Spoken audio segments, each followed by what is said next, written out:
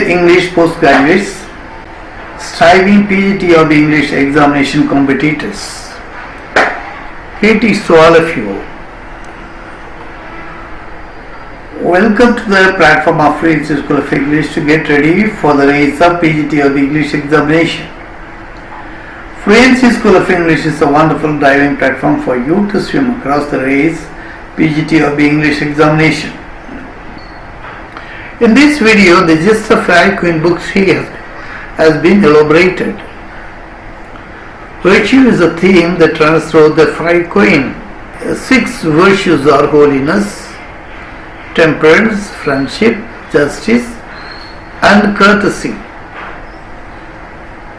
Author represents the virtue of magnificence, which is the perfection of all the rest and contains in it them all. The 7 deadly sins constitute the opposite of the virtual ideals. These 7 deadly sins are idleness, gluttony, luxury, avarice, envy, and wrath. Their appearances appropriate to their names. In Book 3, 4 women must fight to preserve the chastity. Betomarde, Florimel, Belphoebe, and Amoret. The Faerie Queene Book 3 deals with the virtue of chastity, and the Lady Knight Betomarde is the heroine of this book. Book 3 is longer, and so it has been divided into 3 parts, and this one being part 1, it contains cantos 1, 2, 3, 4 and 5. Almost all the essential contents have been presented here. Hope you will enjoy the travel with me, finding this video that fulfills all your demands. Be with me until the last. Please don't forget to subscribe to my channel. And also don't fail to send your feedback. Thank you. Best wishes. Cantos 1 and 2. The Lady Knight Betomarde goes in search of chastity. Canto 1 begins by praising chastity, the fairest virtue, fair above the rest. The Book 3 of the poem picks up where it left off at the end of Book 2. Arthur and Gawain see another strange knight approaching. Sir Gawain is knocked off his horse by a strange knight. This strange Arthur makes peace between Betomarde and Gawain. They see a young lady run past them. A forester pursues her to rape her. Arthur and Gawain pursue them and save the lady. But Betomarde continues onward because she has another quest in her mind. In front of a castle, she sees a ring of 6 knights attacking a single valiant warrior. Betomarde rushes to intervene, but the 6 knights do not give up. They are the servants of the lady of the castle. They are the servants enforcing a decree. A strange condition is maintained there. Any man passes by there must have a lady. If he has not a lady, he must serve Malcastra, the lady of the castle. They are the servants of Malcastra, the lady of the castle.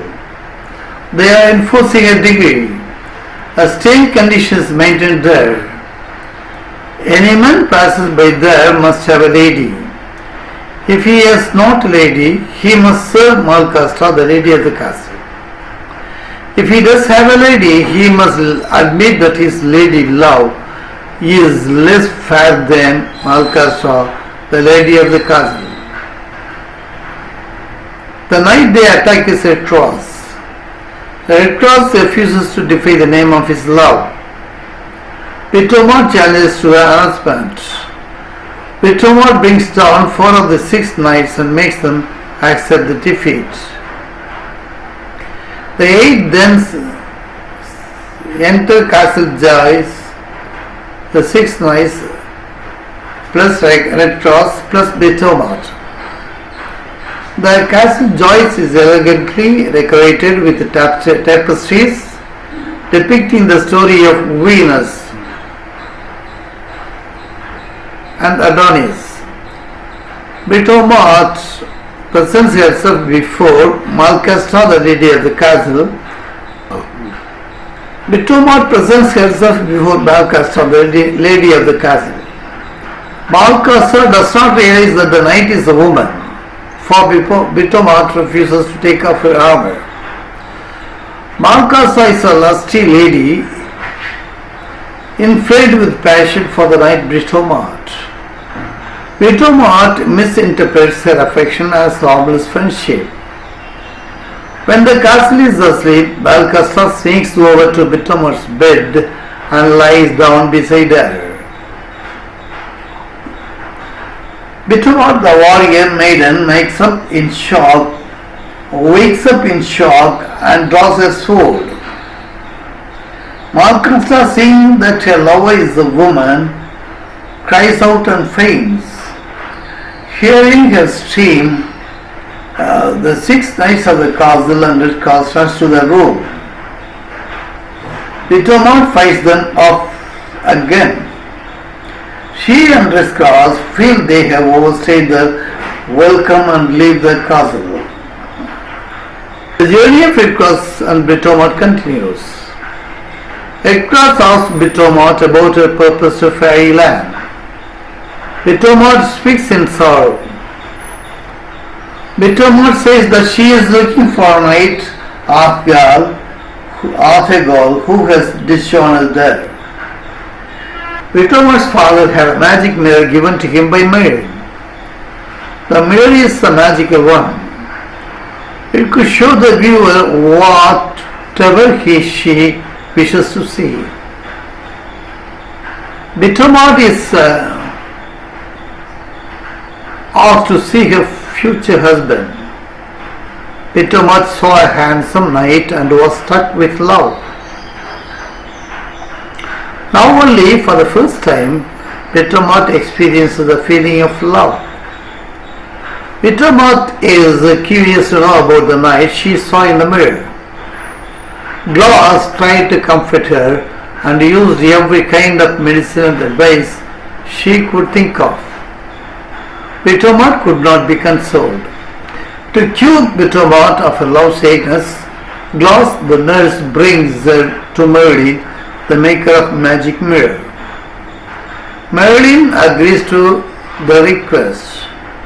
Merlin reveals the name of Britomart's lover and also shows her the future of her line. The man in the mirror was a knight named Arthegol,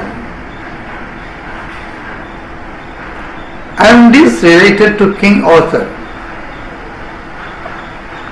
The sons of Britomart and Arthegol will rule the Britons and fight against the Saxons. After time, the wicked Saxons will be victorious and the noble race of Britain will go into hiding. For 800 years, the race will be ruled wickedly in their own land by the Saxons, the Danes, and then the Normans. Finally, a king will rise from the Britons to climb the throne. Here, Merlin ends his predictions. Britomart is greatly encouraged to know that the fate will smile so kindly on her love. She now is eager to find Arthegol. She determines to dress like a knight and goes in search of her lover. Her lover was lately in fairy land fighting alongside Arthur, as was told by the Merlin. There she meets Red Cross and asks him about the news of Arthegol.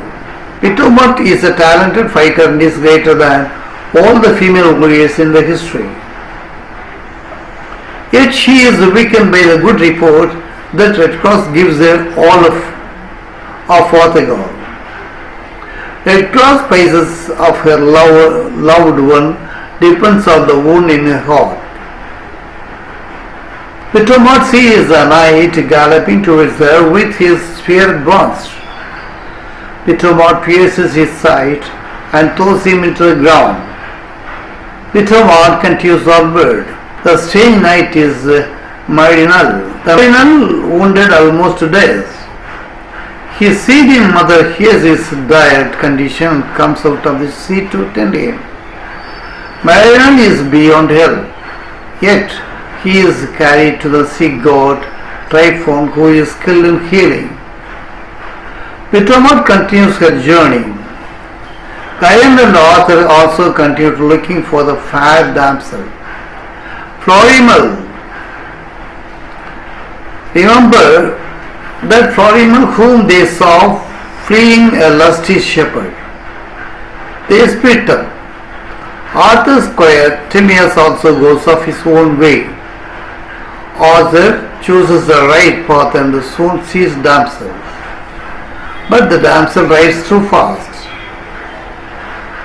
Being knight, Arthur has lost sight of her. He is upset because he suspects that the damsel may be the fairy queen whom he has been searching. In the morning, Arthur meets a dwarf. The dwarf also is chasing after the same girl. Both continue the search. Meanwhile, the squire Timaeus sees the lusty man who had been chasing Florimel.